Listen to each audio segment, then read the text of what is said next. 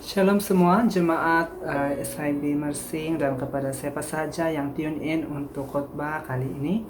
Kita mengucap syukur kepada Tuhan karena kita tetap punya kesempatan untuk beribadah dan untuk melakukan pekerjaan kita setiap hari dalam keadaan yang baru yang kita panggil norma baru ini.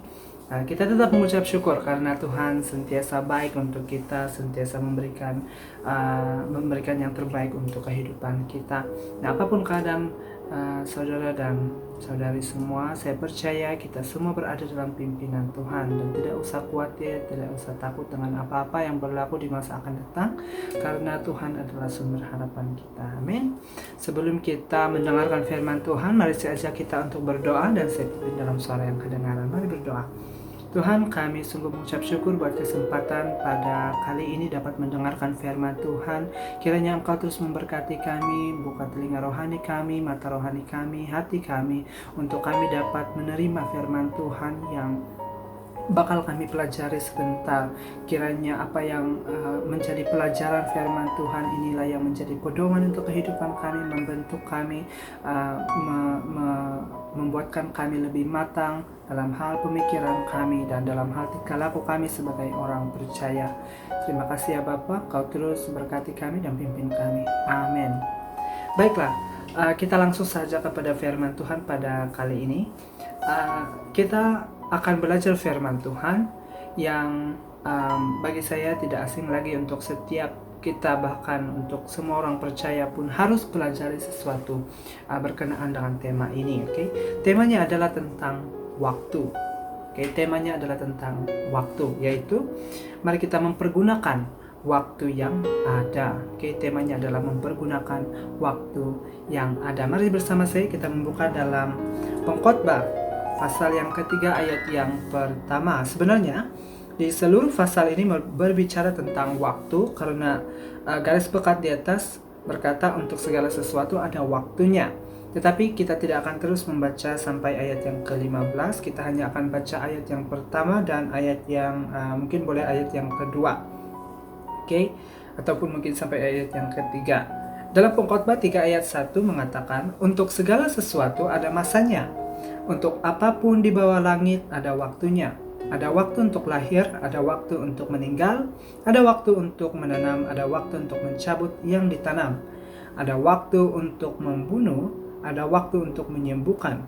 Ada waktu untuk merombak, ada waktu untuk membangun. Dan saudara dan saudari boleh melanjutkan pembacaan sampai ayat yang ke-15.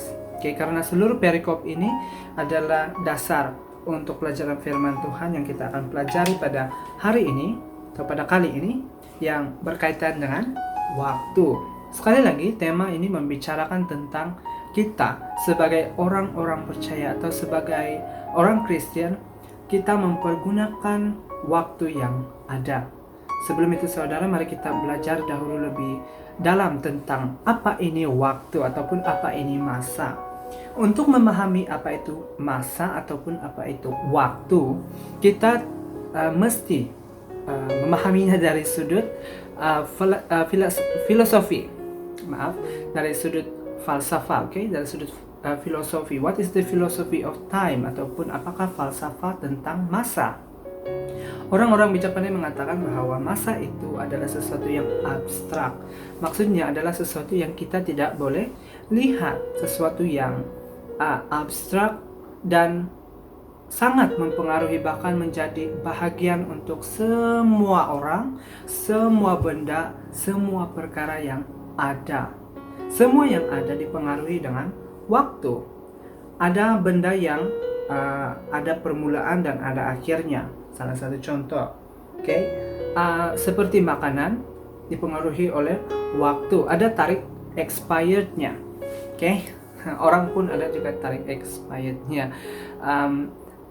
Maksud saya itu bukan dia meninggal, tapi maksudnya dia seperti kalau kita masuk kerja, dia ada waktu dia akan pensiun nanti atau dia berhenti kerja nanti. Itu maksud saya. Boleh juga lah katakan yang mereka itu sudah tidak ada dan sebagainya. Tetapi apa yang coba ditekankan adalah benda yang abstrak ini, yang tidak kelihatan ini, menjadi bagian bagi setiap manusia, bagi setiap benda, bagi setiap perkara yang ada di dunia ini. Oke, kita mengalami perubahan, artinya waktu demi waktu. Oke, ia adalah satu jangka yang diukur dengan nilai detik. Oke, yang diukur dengan nilai detik. Dalam kesimpulannya, waktu ini adalah sesuatu yang abstrak, tetapi ia boleh mempengaruhi kehidupan, boleh mempengaruhi segala sesuatu yang ada. Nah, bila perkara itu seperti demikian, maka sebagai seorang hidupan atau sebagai seorang manusia, kita harus menyadari bahwa waktu itu sangat penting. Okay? Sangat penting, meskipun kita tidak kadang-kala kita tidak merasakannya. Oke? Kadang-kala kita tidak merasakan. Setiap manusia diberikan atau memiliki 24 jam setiap hari. So, untuk memanfaat atau mempergunakan waktu itu terpulang dengan kita. Oke? Setiap kita mempunyai 24 jam sehari. Nah, bagaimana kita menggunakan waktu itu? Bagaimana kita menjadikan waktu itu berguna atau tidak terpulang dengan bagaimana kita menggunakan waktu itu. Waktu itu boleh mengikat kita dan boleh juga dia membebaskan kita. Nah, itu terpulang dengan bagaimana kita mempergunakan waktu yang ada.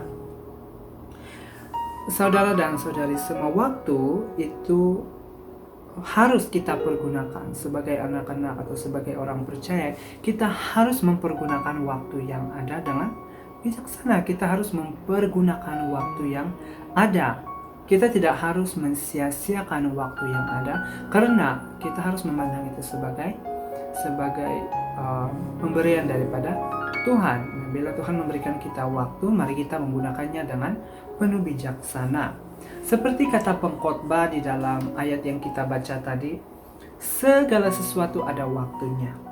Ya kan, ada waktu untuk, dia katakan di sana, ada waktu untuk menanam, ada waktu untuk mencabut yang ditanam atau menuai yang ditanam, ada waktu untuk meninggal, dan ada waktu juga untuk menyembuhkan dan sebagainya. Semua yang dinyatakan di dalam pengkhotbah tadi, seluruh perikop dalam perikop 3 tadi itu membicarakan bahwa tidak ada satupun perkara di dunia ini yang terlepas daripada waktu, kecuali yang memiliki waktu itu secara utuh atau memiliki waktu itu secara sempurna, yaitu hanya Allah. Karena Allah lah yang menciptakan waktu. Dan Allah tidak dipengaruhi oleh waktu, bahkan tidak dipengaruhi juga oleh ruang dan apapun, karena dia hadir di dalam kekekalannya sendiri. Tapi bagi kita sebagai manusia yang terbatas, sebagai manusia yang punya keterbatasan dalam diri dan dalam hidup sementara di bumi ini juga, kita sentiasa dipengaruhi oleh waktu. Sehingga kan waktu itu memakan kehidupan kita. Dalam arti memakan waktu itu boleh sahaja berarti sesuatu yang baik atau sesuatu yang tidak baik. Kita semakin berumur berarti kita semakin berpengalaman. Kita semakin berumur juga berarti kita semakin tua, kan? Nah, dan sebagainya. Nah, persoalannya pada hari ini, saudara-saudari, kita belajar tentang masa dan temanya mempergunakan waktu yang ada. Apa yang kita harus belajar? Yaitu bagaimana kita mempergunakan waktu yang ada dengan penuh bijaksana. Saudara, kita harus seperti yang saya katakan tadi, kita harus sentiasa ingat bahwa kita mempergunakan waktu yang ada dengan bijaksana. Saudara, yang pertama, waktu kita harus gunakan untuk kemuliaan nama Tuhan. Dalam arti kata lain, kita harus mengutamakan Tuhan berbanding kita mengutamakan waktu kita sendiri. Setiap kesempatan adalah kesempatan untuk memuliakan Tuhan. Mari kita gunakan waktu yang kita ada, yang Tuhan berikan untuk kita, untuk memuliakan kembali namanya. Pengkhotbah tadi menggaris bawahi kenyataan bahwa manusia tidak berkuasa atas waktunya sendiri, tetapi waktu hanya bergerak sedemikian di bawah pimpinan dan kehendak Allah sahaja. Di dalam pengkhotbah tadi dengan jelas mengatakan bahwa yang memiliki waktu itu adalah Allah sahaja. Oleh yang demikian, kita harus sentiasa mengutamakan waktu Tuhan berbanding waktu kita. Artinya di sini, ketika kita seringkali sibuk dan dikejar-kejar dengan kesibukan yang ada di dunia ini, kita harus sentiasa ingat bahwa kita mesti ada waktu untuk Tuhan. Pastilah ada waktu untuk segala sesuatu, ada waktunya. Tetapi untuk mempergunakan waktu yang ada dengan bijaksana, kita harus mengutamakan dahulu Tuhan dalam setiap, bahkan semua yang kita mau lakukan itu. Dahulukan hari Anda dengan memuliakan nama Tuhan, bersyukur kepada Tuhan, berdoa kepada Tuhan dan sebagainya. Kita seringkali sibuk dan terkejar-kejarkan waktu sehingga kita lupa bahwa priority atau keutamaan kita adalah untuk memuliakan nama Tuhan. Ini berarti bahwa ketika kita hendak melaksanakan sesuatu, kita harus lebih mengutamakan kehendak Tuhan. Dengan kita menyerahkan segala sesuatu itu ke dalam tangan Tuhan. Waktu tidak akan lebih penting daripada Allah. Kita harus ingat itu, bahwa waktu yang kita ada, 24 hours yang kita ada dalam sehari itu tidak lebih penting daripada Allah. Maka kita harus memulainya dengan Allah, mengakhirinya dengan Allah, memenuhi setiap waktu itu dengan Allah. Ada yang mengatakan kepada saya, macam mana tuh Pastor, macam mana kita mau, adakah kita harus selalu berdoa 24 hours dan sebagainya? Nah, kita harus juga melaksanakan kerja-kerja kita sebagai pekerja, sebagai ibu, sebagai bapak, sebagai keluarga dan sebagainya lah kan. Sebagai manusia lah kan, hidup sebagai manusia seperti biasa. Tetapi kita harus sentiasa memenuhi pikiran kita dengan firman Tuhan. Kita harus memenuhi tingkah laku kita dengan firman Tuhan, mendasari semua tingkah laku kita dengan firman Tuhan. Ketika kita mau melakukan sesuatu, apa kata firman Tuhan? Ketika kita mau menceburi bidang ataupun masuk dalam mana-mana bidang, kita harus berdoa di hadapan Tuhan, dahulu menyerahkan semuanya itu. Ketika itulah kita mengutamakan Tuhan daripada kita mengutamakan waktu kita, yaitu kita mengambil sedikit waktu untuk berdoa kepada Tuhan, bertanya kepada Tuhan, punya hubungan pribadi dengan Tuhan dan sebagainya. Apatah lagi bila kita sudah selesai lakukan semua itu, kita mau tidur, kita sudah sampai di rumah dan sebagainya, sudah ready untuk bersekutu dengan Tuhan, maka ambillah waktu itu untuk berdoa, untuk memuji, menyembah Tuhan. Amin. Nah, hakikatnya waktu tetap akan berjalan dan kita tidak akan dapat menghentikannya, tetapi kita pasti dapat memberi waktu untuk Tuhan, ya kan? Di dalam 1 Tesalonika 5 ayat 17 mengatakan, tetaplah berdoa.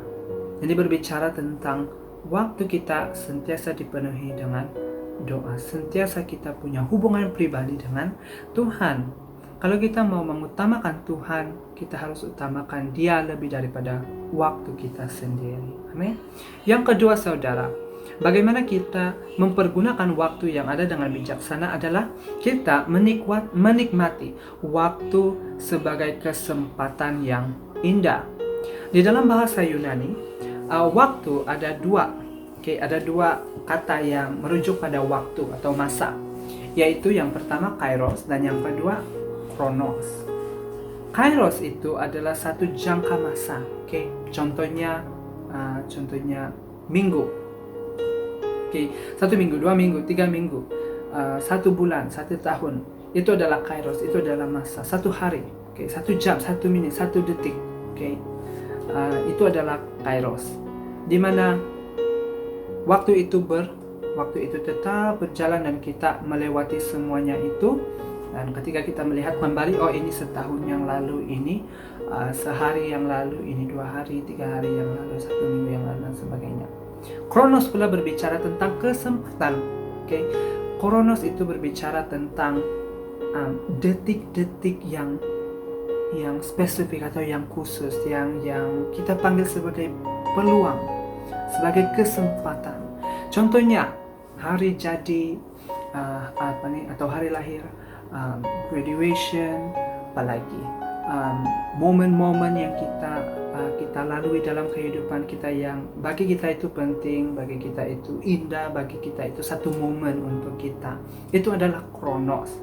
Nah, kesempatan yang Tuhan berikan itu kita harus nikmati.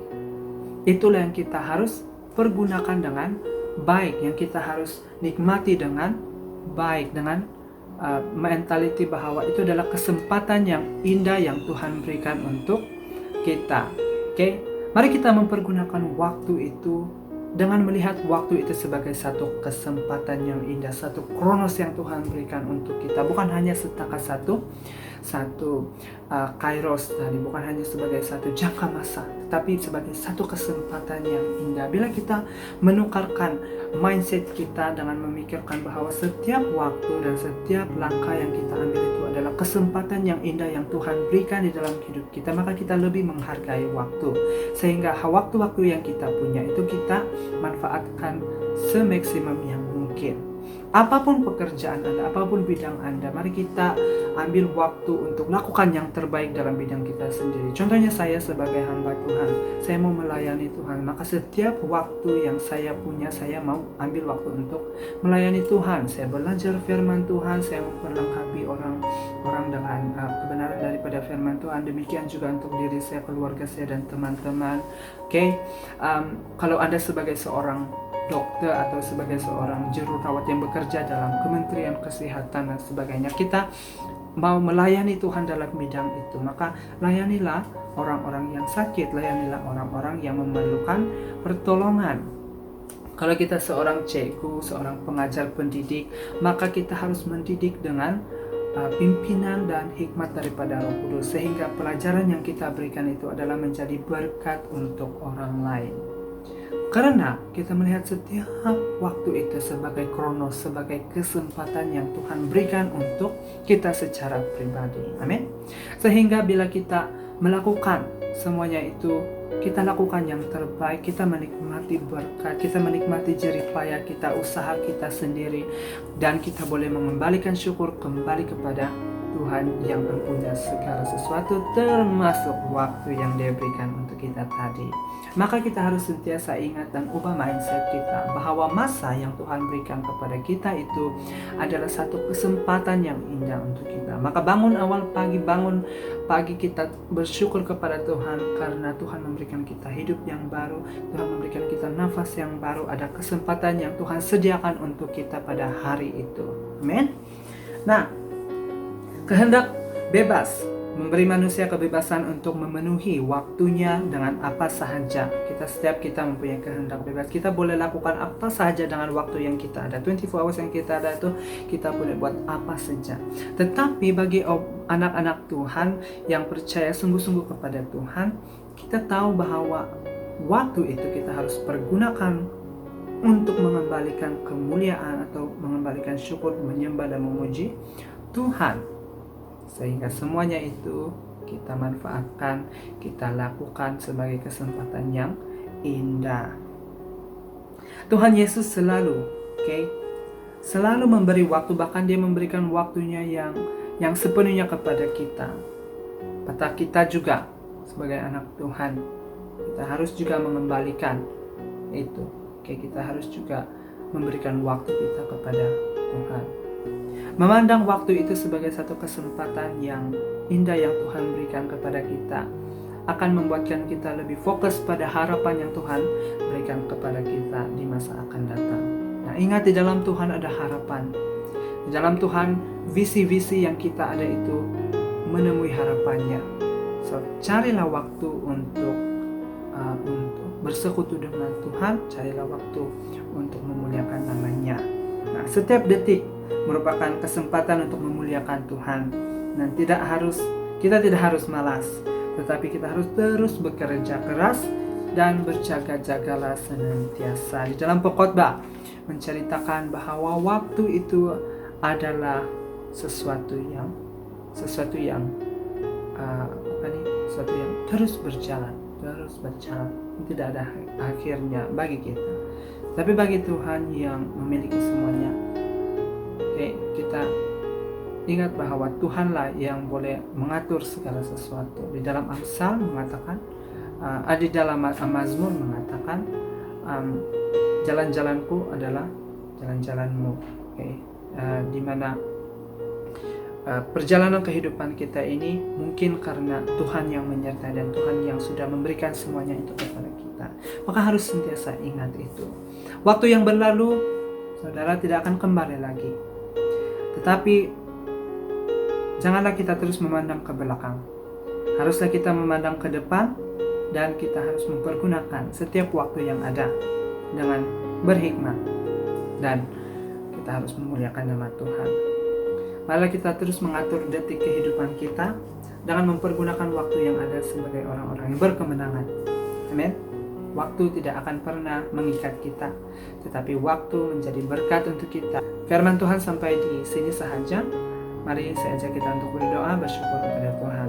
Kami mengucap syukur kepada Engkau ya Tuhan, karena Engkau sudah memimpin kami dalam kami mendengarkan kebenaran firman Tuhan. Kiranya Roh Kudus yang tinggal di dalam hati kami terus memperingati kami, terus menerus memperingati kami akan kebenaran ini, sehingga setiap waktu yang kami punya ini ya Tuhan, yang Engkau berikan kepada kami, Tuhan, kami dapat menggunakan itu dengan bijaksana, dengan hikmat daripada Engkau sendiri. Tuhan, bantu kami supaya kami dapat melakukan kehendak Tuhan, mengutamakan Tuhan di dalam kehidupan kami, dan kami menikmati setiap waktu sebagai kesempatan yang indah yang Tuhan berikan untuk kita, untuk kami, sehingga apapun yang kami lakukan ya Bapa, itu untuklah kemuliaan nama Tuhan. Terima kasih, biarlah supaya firman Tuhan ini tetap tinggal di dalam hati kami, bukan kami hanya menjadi pendengar, tetapi pelaku akan kebenaran firman Tuhan. Terima kasih Bapa, ini doa kami. Amin. Baik, sekali lagi terima kasih untuk perhatian, terima kasih untuk waktu yang Anda berikan untuk mendengarkan firman Tuhan.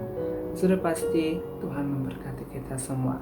Ingat untuk senantiasa menggunakan waktu yang ada dengan hikmat dan bijaksana daripada Tuhan saja.